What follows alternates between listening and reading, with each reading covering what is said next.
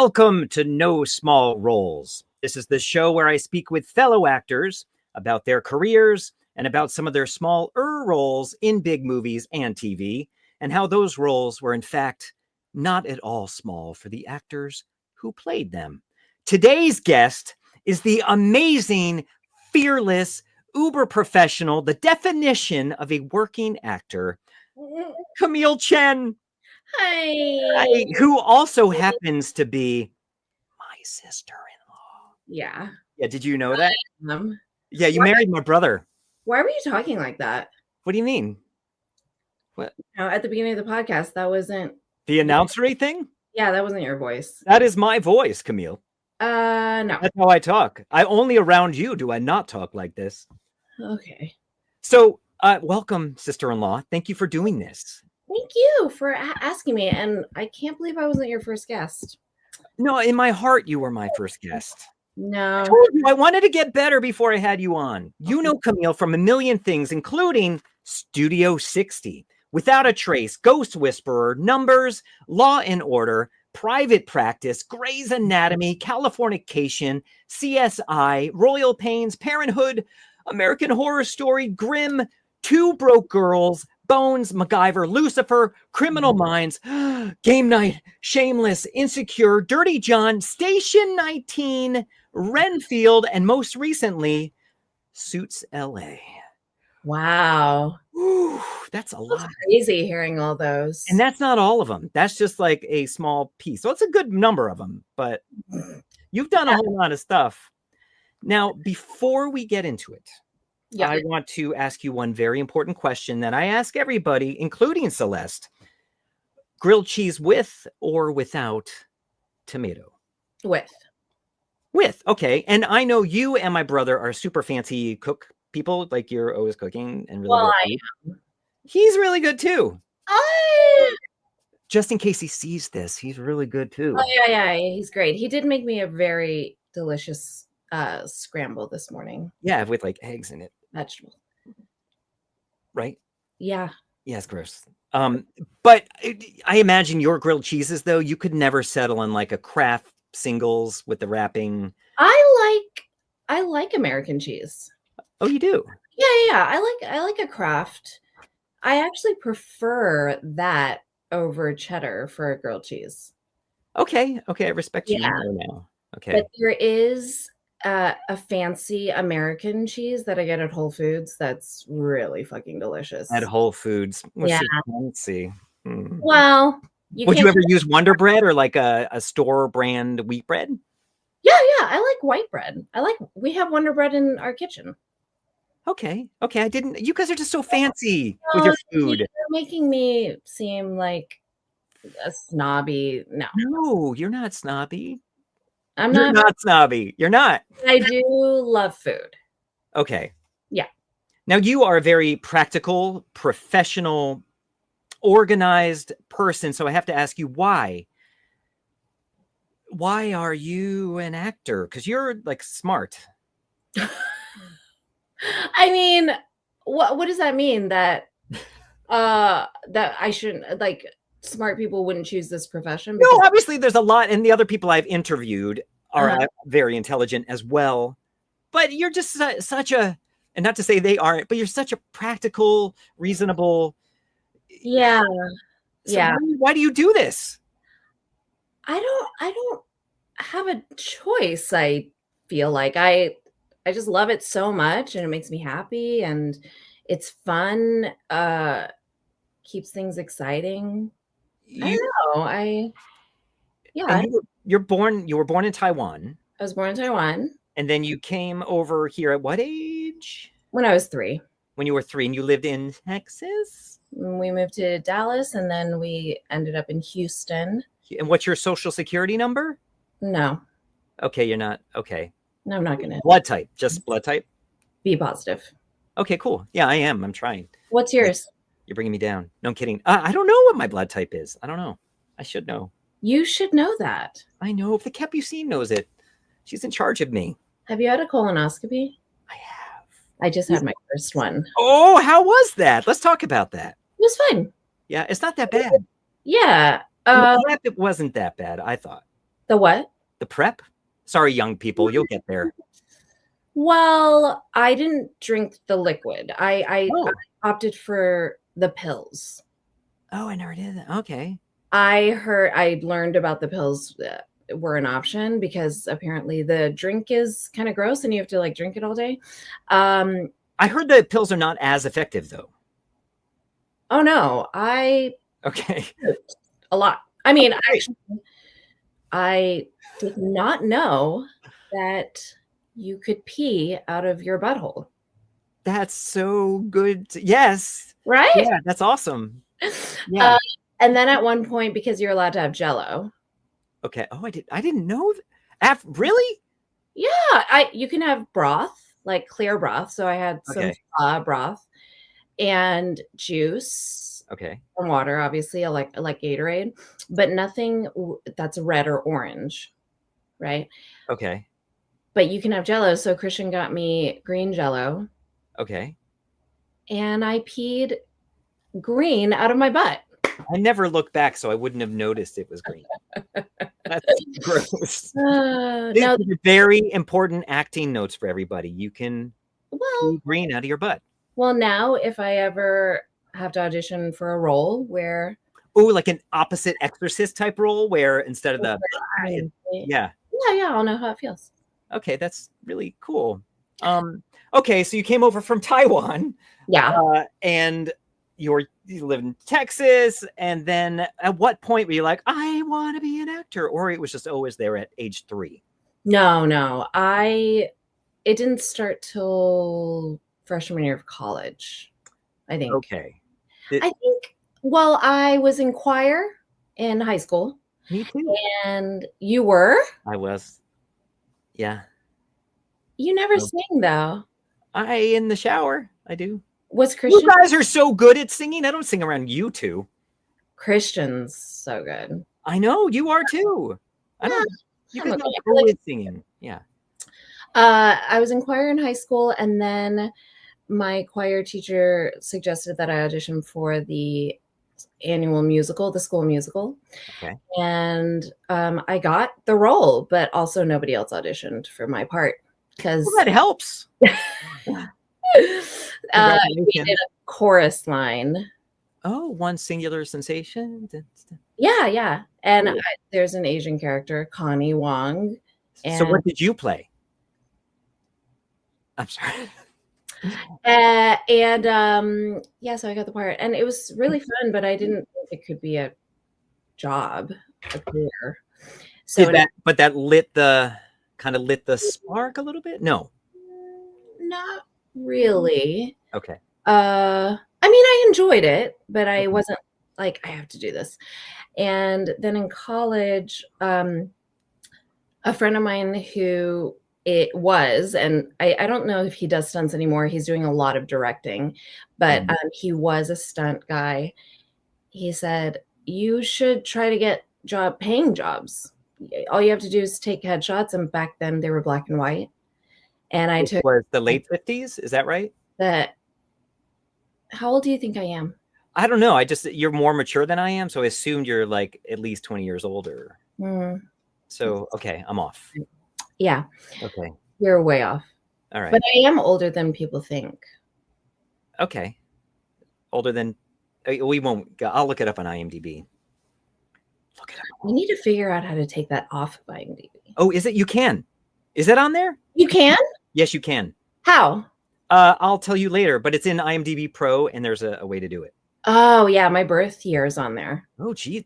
Okay, we're going to get it off before these people see it. Great. Okay. But yeah, so I got headshots, and then it's a very small pond in Austin where I went to college. And so I submitted to the 2 agencies, and I got signed with one, and I just started auditioning. And then I was like, oh, you can actually make money doing this really fun job. And is that where the commercial stuff started, or? Yeah. Well, I did local commercials. Okay. And but my first job, I mean, I did plays around town, but my first job was Miss Congeniality. I want to get to that in Okay. just a moment. But before we continue, we have this segment that I believe I've mentioned to you, and it's called Today's Kiss and Tell. Oh, Now, look at you. yeah, see, well, we're talking about small roles. That's the smallest. Also, I was in the intro. Did you do that on purpose? Yeah. Oh. Yeah. I mean, eventually I'm going to run out of space, but for each guest, I've added them to the intro so far. Oh, that's cool. Oh, you're not going to keep me. No, I'm going to keep you, but eventually it's going to fill up to the point where I can't add the newer guests. So I'm sorry, future guests. So maybe I'll just end it at like 7 guests and I'll be like, that's enough. So we have the kiss and tell coming up later on in the show. We'll get back to this, but to tease your kiss and tell, can you give me one word?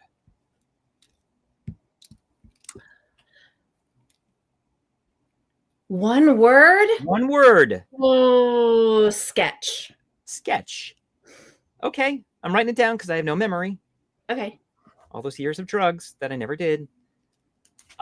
Okay, so sketch, we're going to come back to that later. Okay, so you said your first real role, and was this in LA, Miss Congeniality, or was this still in Texas? Yeah. They shot in Austin. Okay. And San Antonio. Did it look something like that? There she is in the red. She's Miss New Hampshire. Oh my God. What was that? So that was a principal role. Was that? It was a featured extra role. Okay. So you can very clearly see me in all of the pageant scenes. Yeah, I saw you a bunch. I had no lines. Okay. Yeah. But for an on-set first experience, it must have been amazing with the level of talent. Michael Caine. Yeah, it was so fun. We didn't, people didn't really engage with us except for Sandra Bullock. She was so friendly. Oh, well, good. And she was at the time dating a local musician. I don't think that's why they shot in Austin, but yeah, she was dating this musician, Bob Schneider, and he was the lead singer of a band called the Scabs. I don't know them. Yeah. But it was really fun. I think I shot for a month and a half. Oh, wow. Yeah. And they cast 25 of us as pageant girls. Okay. So not all 50 states were represented, but it was just like getting thrown into a sorority, and it was so fun. I could understand why maybe the other actors didn't engage, because that's a lot of you. That's because people want, when they're, newer, they want to learn and like pull from people. So that's a big group of people to kind of engage with. Sure, but Sandy, that's what she had us call her. Sandy was so sweet and invited us to go see her boyfriend's band play, and William Shatner sort of engaged with us. Okay. But he was flirting. Okay. That's not creepy. Not with me. I'm not his type, apparently. But yeah. His loss. Right? Sure. Yeah, whatever. Yeah. But that was a really fun experience. And I was still in college. I was more in college. And I had just discovered everything about professional movie set, including craft services. Oh, which is amazing. Yeah. And I was in college, broke, and I would bring my backpack to set and just like fill it up with snacks and power bars and stuff. You were that person. Oh, yeah. Oh, man. I ran craft service for a while. That must have been really stressful for the craft service person. Well, we had plenty of money. They had plenty of money. That's true. I never saw that movie. Only because of you, I saw some pieces, but I've never seen Miss Congeniality. It's really funny. Sorry, Sandy. Wow. It's really funny. I'll see it. I mean, but you have no lines, so I don't really care, because they should have given you more. Oh, that's nice. So so at what point? So I see you also went on to do some smaller roles where you were, wait, let me see. You were cheerleader in The New Guy. You were waitress in Without a Trace. You were processor in Spy Kids 3. Yeah. Were these all in Texas, or were we going to LA yet? Spy Kids 3 was in Austin, because Robert Rodriguez directed in his studios in Austin. Okay. And Without a Trace is LA. That was my first speaking role on a TV show. Really? Okay, cool. Yeah. And what else did you say? And there was the new guy. Oh, the new guy was in Austin too. Okay, so these were some of those first opportunities. Yeah, and the new guy, I didn't have any lines in that either, but we were under a dancer's contract because I played one of the cheerleaders on Eliza Dushku's cheerleading squad at the high school.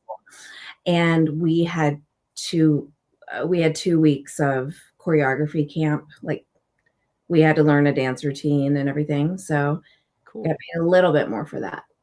That's good. So you got a dancing bump. Yeah. Yeah. It was really fun. So not long after this, so you've had a few of these smaller roles, and then I think there's maybe some shorts in there. Then you got this huge opportunity for Studio 60 on the Sunset Strip, which is pretty early on in your career. Yeah. That was a crazy experience because I don't think I was ready for that role. I wasn't ready for that show. Was that, and that, as far as I've never seen it because I lived in Europe at the time, I've just never had a chance to see it. It was a pretty big, well-received show. It didn't last very long. They lasted great reviews. One season. Okay. Yeah, I think how did that happen? I think on a Friday, it was a Friday, and I got a same day in-person audition for this new show. It's called Studio 60. And they just chose a handful of Asian actresses. I think there were maybe 6 or 8 of us. And what we had to do was prepare a couple of sketch characters. Okay. And they gave us some sides, but they weren't for our character. They were for another character. And I just remember I got the audition at like 10 in the morning, and my audition was at 4 p.m. And they said, yeah, you're going to be meeting with the writer, creator, and the director, EP. But I didn't know at the time who Aaron Sorkin was because I hadn't watched Sports Night, West Wing, nothing. Yeah. And I just remember waiting in the waiting room at Warner Brothers. Were you nervous, or you're like, oh, whatever, an opportunity? You know what? I was not nervous because I didn't know who he was, you know? Okay, yeah. And it was 1 page of sides. And then I'm also not an improv, like a Groundlings or UCB girl. So I just created 2 characters based on people that I knew, like my grandma, and then a sort of weird Japanese anime girl. Okay. And we were in the waiting room, and Tommy Schlamme, who is the executive producer and director, he came in and he said hello. I didn't know who he was. And then Aaron popped in, and he had just come from the gym. And he said, sorry, thanks for waiting, everyone. And people were like, okay. But I didn't know who it was. Yeah. And then it was my turn to audition. I did the material, and they gave me an adjustment. And then I did my 2 little sketch characters. And I literally turned around with my back to them and changed because I think I had jeans on or something. But for one of my characters, I was going to wear this like pleated skirt. So I turned around and I pulled the skirt over my jeans, and then I took my jeans off, and then I turned back around, and then I did the characters. And I think I was driving home, and so that was like 4 o'clock, and I was driving home. It was about 4:30, and I was about to go over Laurel Canyon, and my manager called me, and he said, you need to pull over. You booked Studio 60. And I was like, what? Yeah, all within 1 day. The next day I had a rehearsal because in episode 2, we did this big musical number. It's like an SNL type show. Is that correct? Yeah. It's that's like the background of it, right? Yes. Okay. Yeah. It's a Saturday Night Live. Okay. and it's all the behind the scenes and the workings and all the things. But the next day I had a rehearsal with the sketch cast. Okay. So Sarah Paulson, D.L. Hughley, Simon Helberg, Nate Torrance, Bunch Ida. of unknowns, people. Yeah.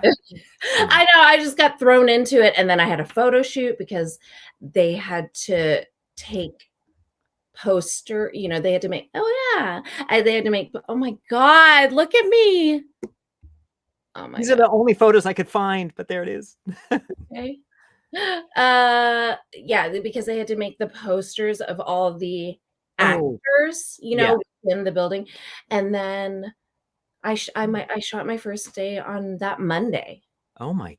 After that Friday when you first got the audition first. And I Ooh. rehearsed all weekend the musical performance. It was like the cold open for the Saturday Night Live show within the show, and it was this huge Pirates of Penzance number that they had rewritten the lyrics to, a parody. And I just remember showing up to set with Matthew Perry, Bradley Whitford, Sarah Paulson, and everyone was so friendly, but I just got thrown into it. At that point, at any point were you freaked out? And I have to, before people need to know, this isn't just, oh, Camille's so lucky. You are one of the funniest people I know, along with my brother. Like, you guys are like, it's impossible to try to be funny near you too. So Wow. I think this naturally, they saw that immediately, is my guess, because that happened very fast. So are you freaked out at all at this point? Or just like, oh, we're doing this, I have the job? Yeah, you know, that's what I mean by when I said I wasn't ready for that job. Okay. Because there was so much fearlessness in my body at the time. You know, when you're young and you just don't have any fear and you're just like, fuck it, I'm just gonna go for it. And Yeah. and you get older with more responsibilities and Though I still define you, because I did write that down when I introed you. no, You're fearless. you said that, but I'm trying to regain that because I feel like I lost that fearlessness a little bit. But you more so than most actors I know, you're pretty darn fearless. When an opportunity comes up, you're like, I'm just going to do it. This is business. We've got to do it. You know, bam, bam, bam. Sure. And you don't get too caught up in the emotional stuff that a lot of actors do get into. Yeah. You are human. Am I? I think. I mean, Christian said you are. You do poop green, which is weird. Well, no, only during that colonoscopy prep. Okay. So you felt not entirely prepared to have that opportunity. I wasn't in therapy yet. Oh, wait. Yeah, I wasn't in therapy yet. And I was young and making so much money. And oh, that sucks. No, it just like, I didn't know what to do with all of that. You know, I made very 25, 26-year-old decisions. Okay. With all of that. Do you know what I mean? I just wasn't, because of the ease in which I got the job. Mm-hmm. I think maybe subconsciously I was like, oh, everything's going to be easy. And it just wasn't. Like I wasn't hitting I just feel like I wasn't hitting my performances as responsibly as I should have. Did you feel through feedback from the creatives that was the case, or was this more you in your head? It was me in my head, but also, I don't know, just also, you know, I remember one part, in one scene, Sarah Paulson took it upon herself to sort of coach me and direct me because I just wasn't hitting it, you know? Yeah. I really appreciated her for doing that too. And then you two would work together again in American Horror Story, but I assume you recognized each other at the time because it hasn't really. Yeah, she was so We had a rehearsal for that, which was great because on the day, the director did not direct much. He On was American Horror Story? Yeah, American Horror Story. Yeah. He was much more focused on making the shots look really Ryan Murphy stylized, cool, So kind of leaving you hanging a little bit. Yeah, but Sarah's was super, super sweet. Well, since we're talking about it, can I show that clip real fast? What? American Horror Story? Oh my God. Sure.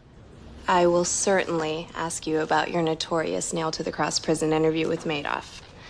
But before all that, I'd like to go back and start with the early years. The awful Bloody Face saga. I said I wouldn't talk about that. People want to hear about it. It's what made you famous. My point exactly. He's become a goddamn household name. Like some kind of Heath Ledger Hollywood movie star villain. I refuse to give him one more second of airtime. So then let's start with the event that made your reputation as a crusader for change. The Briarcliff expose. We good to go, everyone? All set. I love that look when she said the Hollywood villain or whatever. Just that look that you gave, and that's all. That response in there is so good. It's so subtle, and it says so. Yeah, it just shows how skilled you are. It's so funny watching because I'm like, oh God, I look so young. Was I? That wasn't that long ago. Yes, it was. I mean, like within the past 10 years. Oh my God, I look like a baby. I look like a baby, and my voice is so frail. I feel. I don't feel like I'm a hard-hitting Barbara Walters, So. Yeah, but that would have been an imitation. This was so bringing it back to Studio 60. When she was giving you that support on set, was that something she just offered, or did you ask? Or was she just trying to kind of save you? She kind of jumped in there, yeah. Was that awkward for you, or was that you felt that was a good thing? Both. Okay. I felt thankful, but I also felt a little embarrassed because she kind of said it in front of everybody, But that's okay. I've done that to other actors, but I always in real life ask. Yeah. What's that? I always ask. Okay, and not to me in real life. You're like, no, you're not fathering well, and then I make my correction. And I never said that. I know you didn't. She has not said that. So this show, I saw it critically. It was super well received. It got canceled. Yeah, devastating. We got a full season, but it didn't get renewed for another season. No. Well, here's the thing: Studio 60 and 30 Rock came out at the exact same time. Oh wow! Same network, and they were both about the behind the scenes of an SNL type show. You said on the same network? Yeah. That's crazy. Why they were both NBC. But this was more of a drama. Definitely. Yeah. So I just think that it got buried by the other one. Yeah. I don't think people in Middle America really cared about what happens, what are the behind the scenes workings of Saturday Night Live show. I don't think they really care. Yeah. Yeah. Well, just like that new movie. I don't know. I mean, again, that got great reviews. I don't know if it was a huge success. The new SNL movie. What was it called? Yeah. I didn't watch it, but see? Even you didn't see it. What was it called? I forget. Saturday Night. I think it's called Saturday Night. Oh yeah. It is. Yeah, Christian one. It's a good movie. I did see it. Yeah. But I could see. Yeah, I could understand why maybe people didn't. So I imagine. So at that point, then you had to kind of go back to the auditioning business of things, and which led to you've done so much TV. I want to play another clip, if you don't mind. God, okay. This role. Oh God.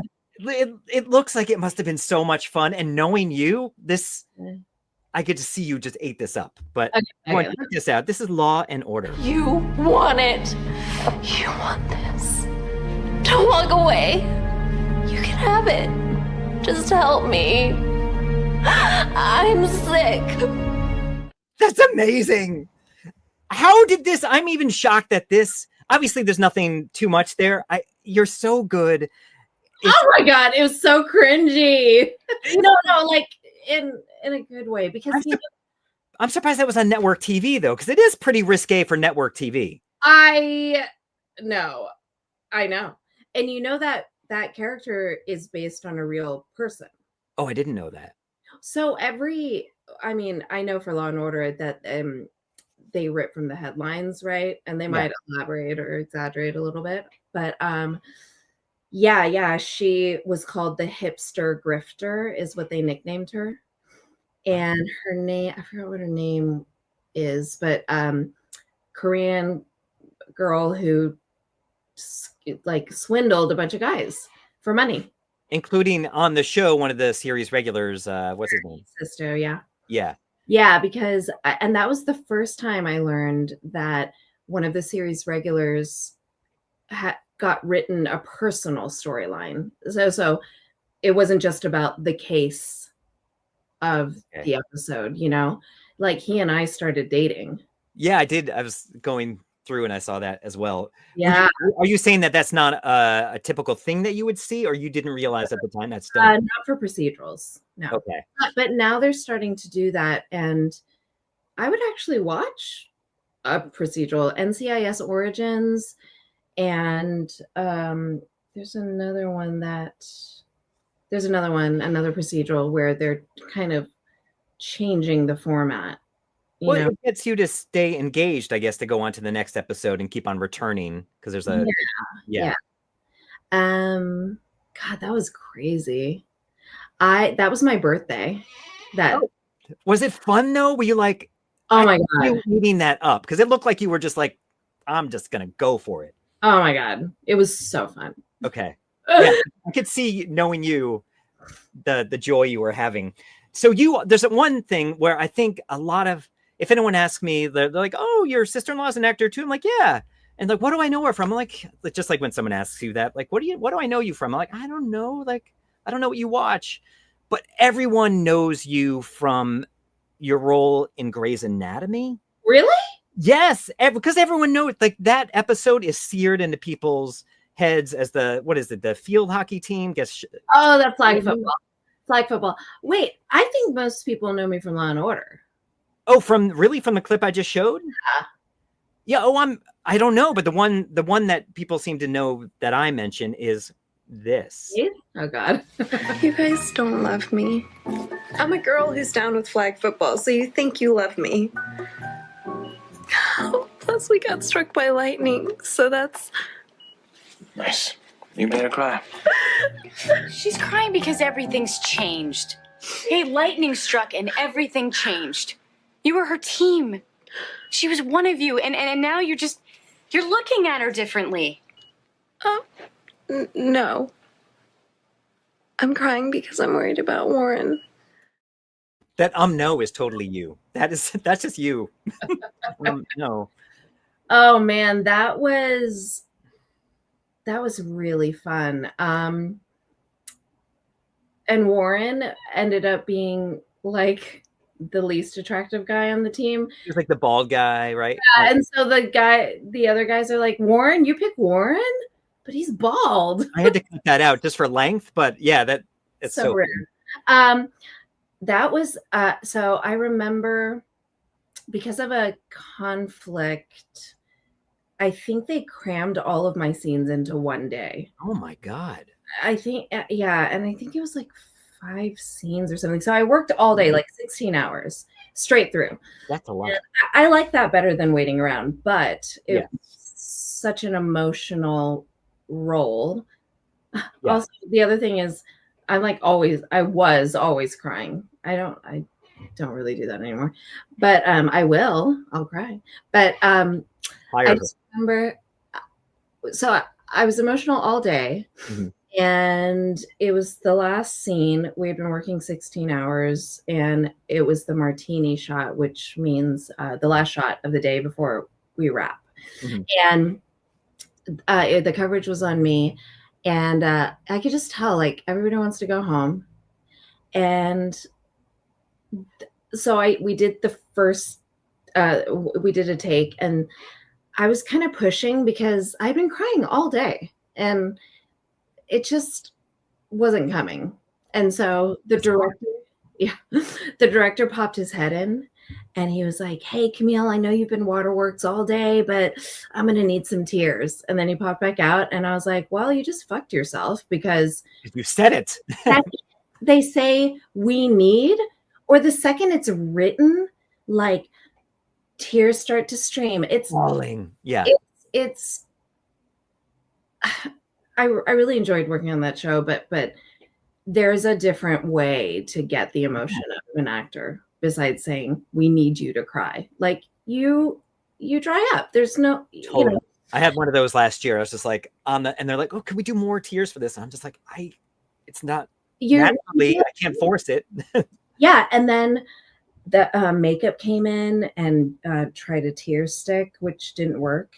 I've never used one of those. And it was just like, and then Kyler, who was in that scene that you just showed, she was so sweet. And she was like, "I don't know how you've done this all day." She's like, "You're doing great. I don't know how you've been crying all day." So very sweet. And then I sort of pushed it, like fake it till you make it. And some tears came out, but it was such a short, nothing scene. Yeah. That, yeah. But watching it, I don't know if you go back and watch your stuff, but seeing it, you rock that role. So I don't think there's any. Oh, thanks. That wasn't the scene that I teared up on. I looked at the others, and you rocked them all. Oh, thanks. All right. Now, okay. So you've done all these things. Do you find that these opportunities are leading to the next ones, or some? You have this big gap. You've done so much. So I wonder, did you have a lot of gaps in time, or did all of these like 400 roles happen in the same year? No, I did. I definitely was on a roll. Okay. That Law and Order was my first top of show guest star. And after that, I booked a bunch of procedurals where I played the victim, so you think, but then ends up being the killer. So that did help open up that avenue a bit. Oh, for sure. Okay. Yeah. Now, of course, you have all these roles where people do remember you, but there's one thing where I think people remember you from most, and I want to ask you. I'm going to show it real fast. I want to ask you, what's that? I know what it is. You know what it is. Here it goes. Like a good neighbor, State Farm is there. Hi, Anthony. How much does my discount double check save me? About $150. Done. I don't have State Farm, but insurance, find me money. I got you $1. Oh, you almost had it. You gotta be quicker than that. Having insurance isn't. That was on all the time. As you know, financially, that must have been lovely. It aired for 4.5 years. Oh my God. That doesn't happen anymore. It was on every commercial break that was on. So it was awesome. Yeah. So is there any sense of you where you're like, okay, yeah, you know me from that commercial, but dude, I've done all this work, these top of show guests, this recurring role, does that bother you at all? That's the thing people most remember you from, or you're like, no, I worked. That's awesome. No, it doesn't bother me at all. And in fact, I got television auditions from that commercial. I wondered about that. Okay. Yeah. That commercial, let's call him that Asian girl. Can we find out? My manager would tell me that casting would lead with that. I think I don't know if I'm remembering this correctly, but I think you told me you saw a breakdown once, or someone saw one that said we want a Camille Chen type. And yes. And you're like, why not bring me in? I did audition. I did. In fact, you audition. They should just give it to you. I know. I got the breakdown and I was like, is this actually? Well, it said a Camille Chen or Jamie Chung type. Okay. Must be. Hold on 1 second. Yes, please. Yes, please. Sorry, Christian's texting me. That's my brother, everyone. Yeah. What was I saying?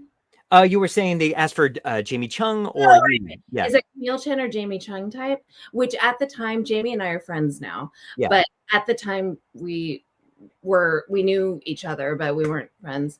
And I was like so flattered because I think Jamie's so hot, but we couldn't be more different. So obviously they didn't really know what they were talking about, but I think comparing us physically, I was like, oh, but yeah, I still had to audition. I got the audition, and that was the breakdown. So when I walked into 200 South La Brea, which is a commercial casting studio, Yeah.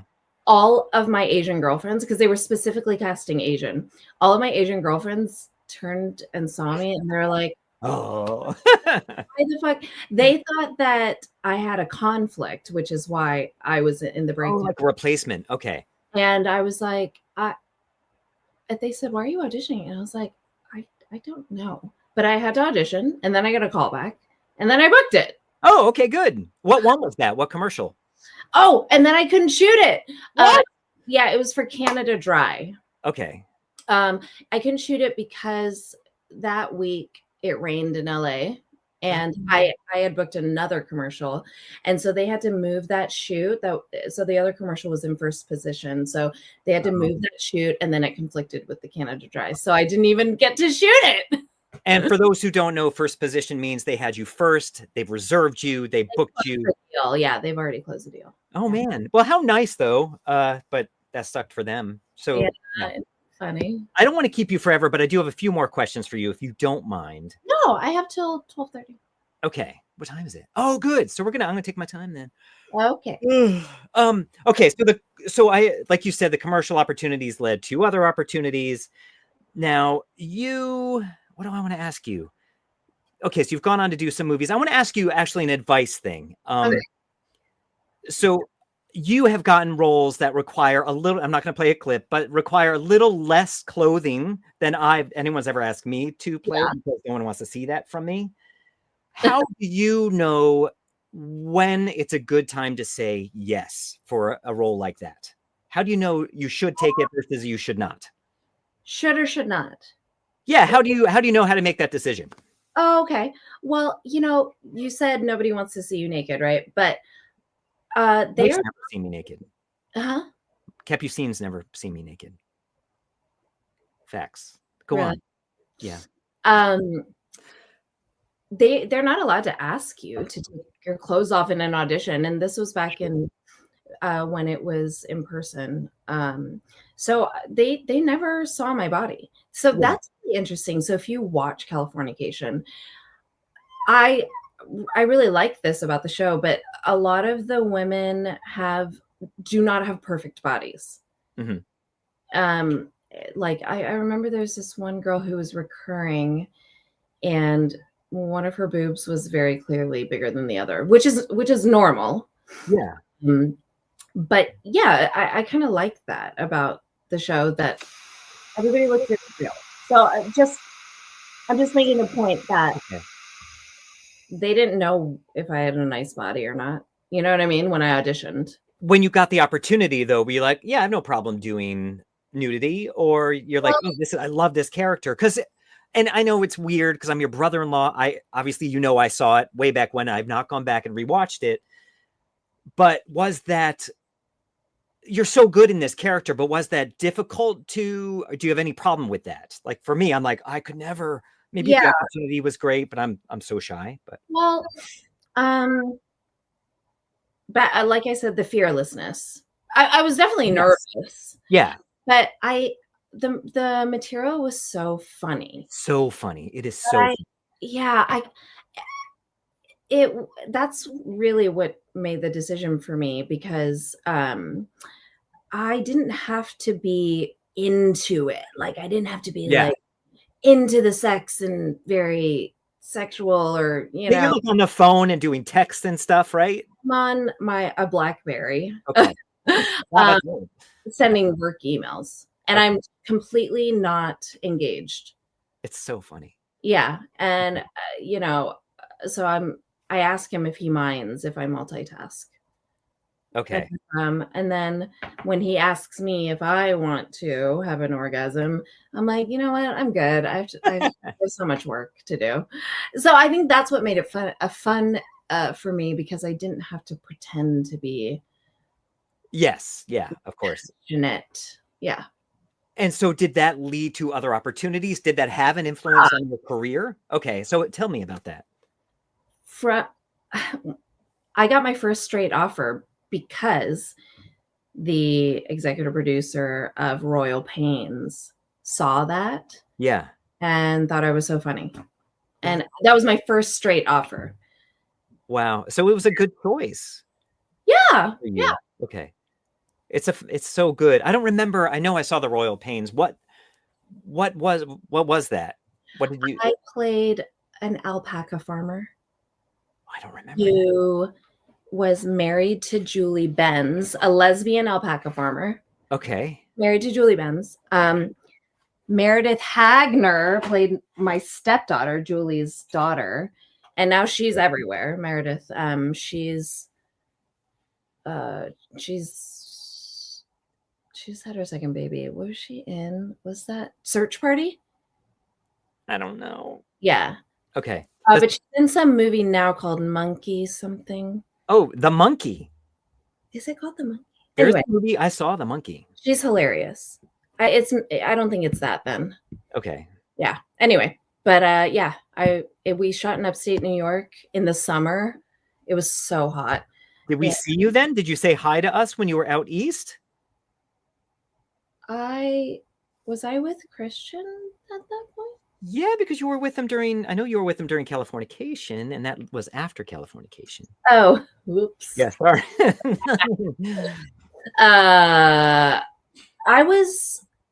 No, because I was in upstate New York. I didn't even go into the city. I forgive you. It's okay. Okay. Yeah, that's fine. Don't forget it's your mother-in-law's birthday today. We already FaceTimed with her this morning. Oh, you're so good. Okay, so you've gone on, obviously you've done so much TV. You've also done some nice film roles. I'm going to touch on a couple of those, ask you a couple more questions, and then I might free you, if that's okay with you. Or you might just leave me. Whatever. Okay, so you did this funny movie a couple years ago called Date Night. I'm not loving your semen. That's too bad. What would cause that? It can be genetic, environmental factors. 9 times out of 10, though, it's psychological. How long's this been going on, Max? Well, you did say even when you were a kid, you would freak out if you lost anything. Oh, I was a kid. Especially if you lost your brother. Sibling rivalry can be very powerful. Cain and Abel, the Baldwins. We're right next to the room where I masturbated. I think he has it in his head that Brooks is cooler and more successful and hotter than he is. So do you think your brother would want to grab a cup of coffee with me? Gosh, I don't know. Is he a tall fella? Because I'm only 5'2". We're all done with my semen. I had to chop that up a bit just to focus on you. But this was such a fun movie, a successful movie. And you... That was my first film. I mean, like, big film role. You audition for movies and it's like you have to pay your dues or something. Like, I had auditioned for so many movies. Yeah, I'm sure. And it was so fun in the audition because they let me sort of ad lib and do my own thing. And yeah, so I went to Atlanta. It was right after Christian and I got married. And who's Christian? Is that your brother? Oh, okay. Thank you. But it was really fun because so we shot the scene and then it was Jason Bateman's coverage. He was so nice. Rachel's so nice, but it was his coverage. And so I'm sitting like on an apple box right next to camera, reading off camera with him. And I made him break. Like, I said something to him and he like could not laugh, and he totally broke. And he was like, just the way you said that was so funny. And I was like, oh, thanks. And then I said, yeah, he couldn't get one line. I don't remember what it was, but I said, is there anything I can do to help you on my end? And he was like, no, I honestly, I feel like we're wasting you on just like this one scene. So I was originally supposed to show up at the end, but Jason Bateman, Jason Bateman was like, yeah, I feel like you need to come back. That is so cool. Huge compliment. So then they wrote in that I ended up with his brother, Kyle Chandler, at the end of the movie. That is so awesome. But you earned that. And I could see that because, like I said, you are hilarious, naturally hilarious. But that's so cool. I didn't know that. Oh, yeah. That was really nice. Now, one thing I want to talk about is we all get cut from things, either scenes, some lines, whatever. I know you had a pretty good sized role in a movie was coming out a couple of years ago, and they ended up having to lose your scenes. Do you mind talking about that? Yeah, sure. Are you talking about yesterday? No, it was a few years ago. Yeah, sometime. Yeah. Oh my God. Yeah, talk about the movie. Tell us about yesterday, directed by Danny Boyle. Is this over yet?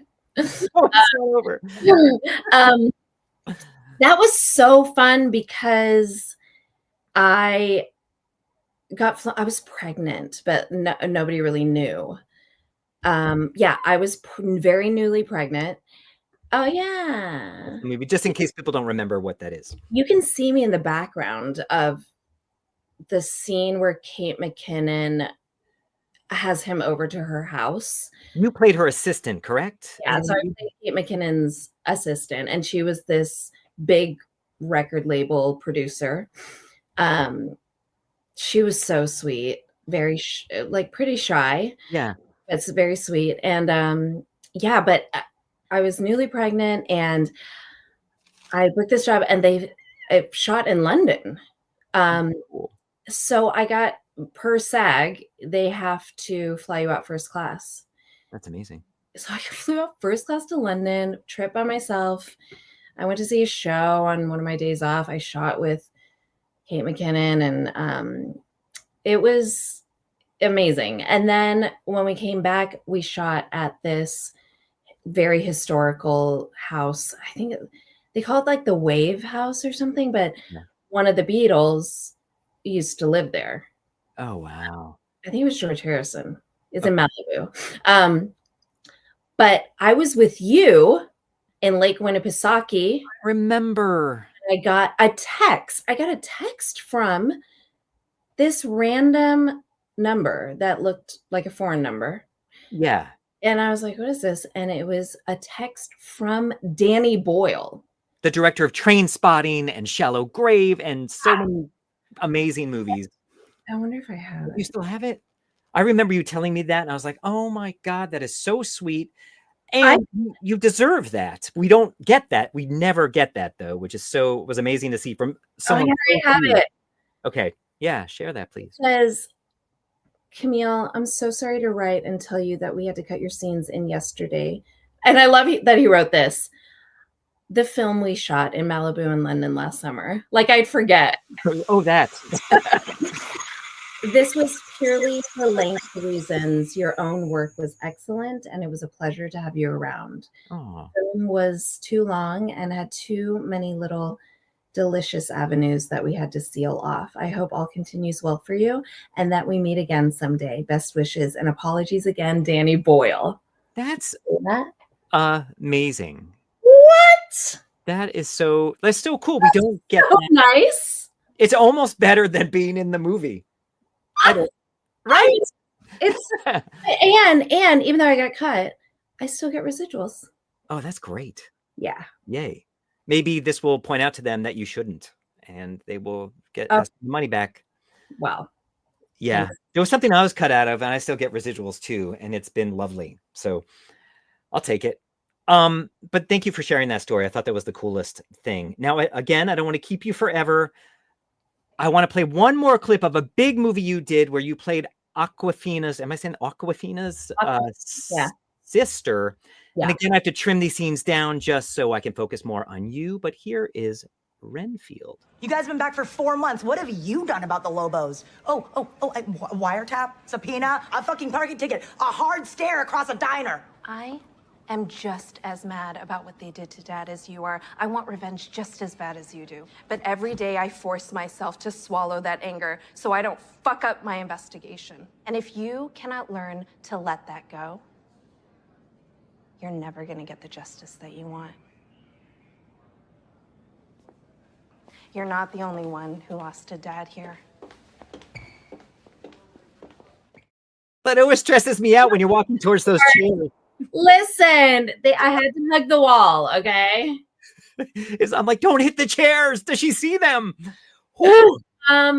Okay, story about that. So Chris McKay pitched this movie to Universal, but the script was not finished. He basically pitched an idea. Okay, maybe a third of a script. Mhm. And they were like, yeah, let's do it. So there was a lot of writing as we go along, you know, a lot of schedule changes last minute, sort of putting puzzle pieces together. That scene was my first scene that I shot, and I remember my pickup was 9 a.m. and at about 8:30 a.m. I get a text from one of the producers saying, hey, I just want to make sure that you got the new scenes. And I was like, what do you mean new scenes? So I opened my email, and that monologue was brand new. It was nothing. Yeah. So I get pick up at 9, and on then the day of? On the morning up. That would kill me. Yeah.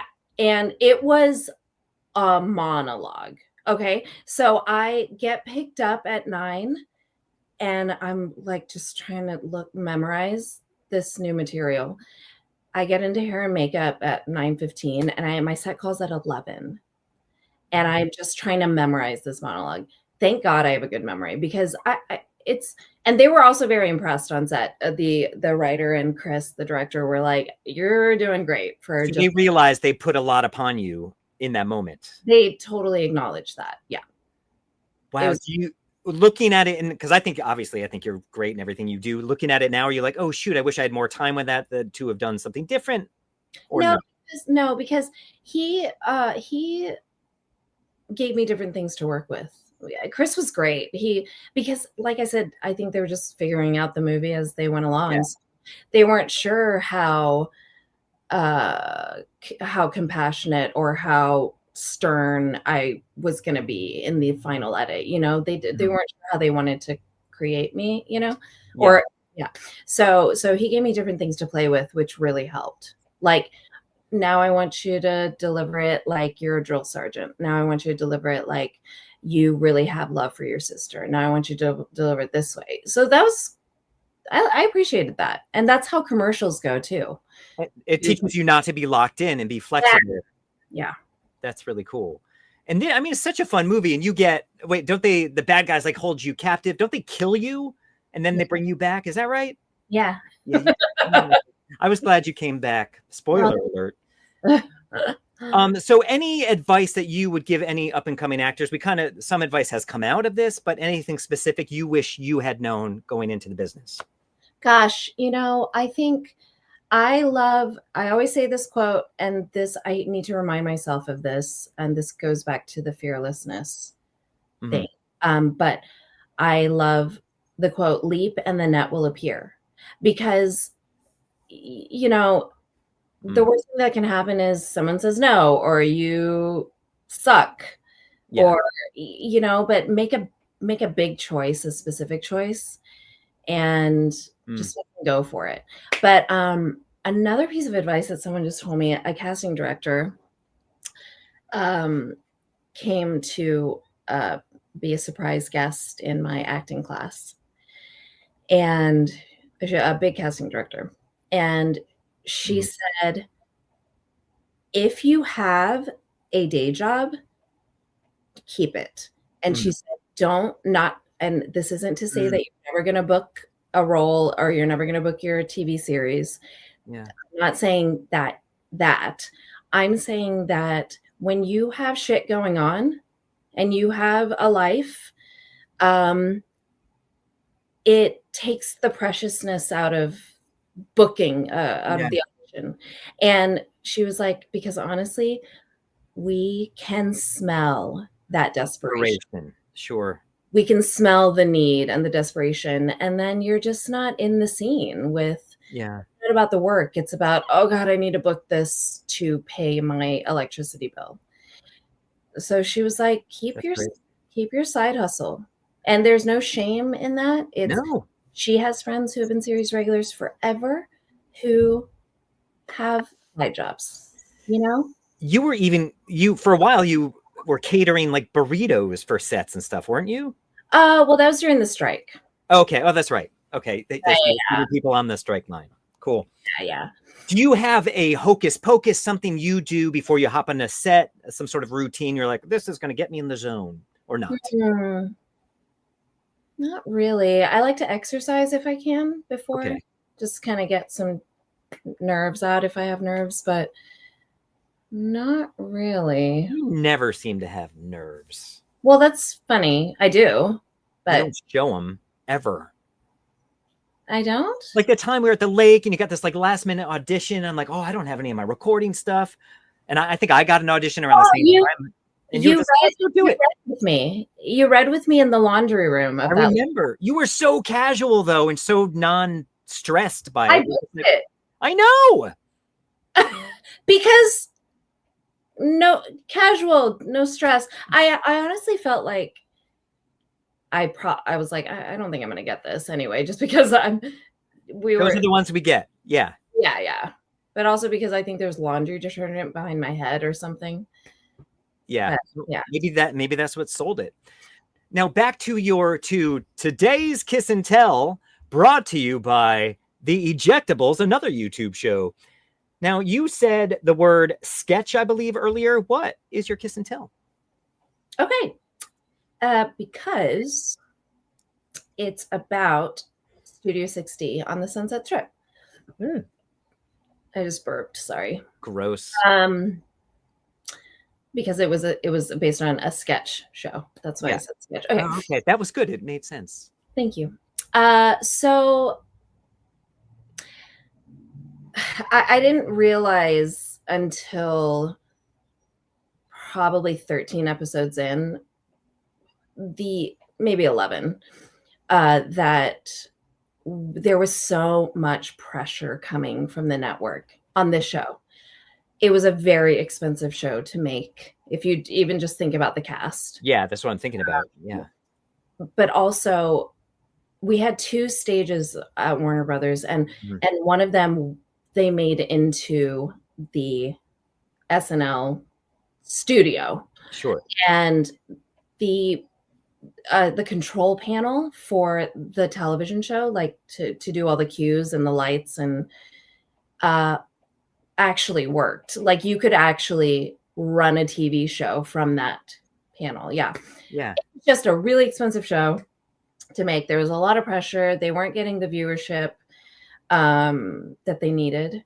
And I just remember we were working, I mean, just so much overtime. We made so much money. And I was young, so I didn't really care. But yeah, there was one day where we worked, I think we were on like hour 18. We were almost into golden time. Oh, that's so hard. Yeah. And I didn't have that much to do, but it was the last shot of the day, and we were doing the curtain call scene where all the SNL performers come and bow to the audience. And Jenna Fisher was our guest host. And so she was like, I just want to thank, Lorne Michaels and all that. And we do the bow. But there was tons of background. And so it was this huge crane shot. And I just remember the first AD, everybody's so tired. And I just remember the first AD saying, all right, guys, reset, we're going again. And one of the actors said in front of all these background actors, crew, everybody, no, we're not. And I was like, wow. And everyone was like, oh my God. And the first AD was like, don't really care what you say. We're going again. She's like, but now in hindsight, because the next day we had a forced call, which means after working 18 hours, we did not get a full 12-hour turnaround. Oh boy. But you get paid a lot of money, but at that point it's not worth it because you're not getting the best performances out of these actors. Yeah. Exhausted. But in hindsight, I realized that actor was protecting all of us. Who was that again? You just said the name. I forget. I didn't. Oh. Actually, you know what? I can say this because they advocated for you. I can say that, yeah, because it was Sarah Paulson. Awesome. But in the moment, everyone was like, "Oh my God!" Like, whoa. That's where women on set get the label difficult. Sure. Right. But in hindsight, she was protecting all of us. She was like, "We're all fucking exhausted. We all want to go home. We've got to reflect on your performances, like you said. We've already done this shot 7 times. What else do you need? You know? Yeah. And yeah, she really advocated for How did that settle in after that happened where people like, okay, all right, she's right. Okay, we're going to just not continue. No, we did a couple more. Okay. Oof, that must have been But tense. she got she got labeled as difficult. But this was back in the day. I don't think now people would be much more aware and be like, you know what, you're right. It hasn't hurt her career at all. She's doing great. No. But she really put her foot down. Yeah. Awesome. Well, thank you, Camille, for all your time. I know. So you coach people, you teach an acting class. Is there anything, a link you want to share, or people can find you if they want to take a class or get coached by you? How do they find you without giving away your social security number? They can DM me on Instagram. My handle is That Asian Actress. Oh, that's you. Yeah. And then you watch me. You guys should watch me on Suits LA. Oh yes. Okay, so check her on Suits LA. What network is that on? NBC. But it's streaming on Peacock. Okay. But it's live on NBC. Yeah, Sundays. NBC. Sundays at 10, 9? 8, 9 Central. Okay. I haven't seen you in it yet, but I'm gonna. Okay. All right. Someone else that I worked with, Matthew, someone I worked with is on it. He has a beard. I'm blanking on his name. But yeah. Yeah, what did you work with him? That hockey movie I did last year. Are you sure his name's Matthew and not Josh? Matthew, I could look it up. No, I'm not going to look it up now. I'll tell you after. Josh McDermott? No, Matthew. I'm blanking on his name. I'll tell you later. Okay. Yeah, he was in Zorro. Look up the movie Zorro, then you'll know the Matthew I'm talking about. Is he older? He's like a little bit older than me. Oh. A couple years older. I'm gonna look it up now. Oh shoot! This is not watching this. I'm sorry. What's the movie called? Shattered Ice. Shattered Ice. Yeah, I don't know if he's recurring on that or I don't know. Oh, let me see this. Matt. His name's Matt. Lesher. Oh, what does he play on Suits? Oh, no, I guess he posted he was also in Suits LA. I don't know what he did. Oh, okay. Cool. Yeah. Oh, you know what? He might be. Yeah, he might be. I'm sorry. Stephen Amell's college friend, and they're. Oh, Jack Mankus. Oh, that's Shattered Ice. Anyway, yeah. What's going on with you, Ian? What's that? What's going on with you, man? I'm working on a movie. Okay. Oh, he's in flashbacks. I'm not in any scenes with him. He's in flashback scenes as Stephen Amell's father. Okay. I will. We should all watch it. So Suits LA, find you at That Asian Actress on Instagram, and maybe take one of your acting classes or be coached by you if someone needs that. Because you're amazing. Yeah, and you've got experience. Thank you, Camille. Everyone, thank you for watching. No small roles. Like and share and comment, and I'll see you next time. Thank you, Camille. And hold on for our amazing song, which I will play us out with. Stick around for a second, Camille Chen. Thank you. Thank you, Camille.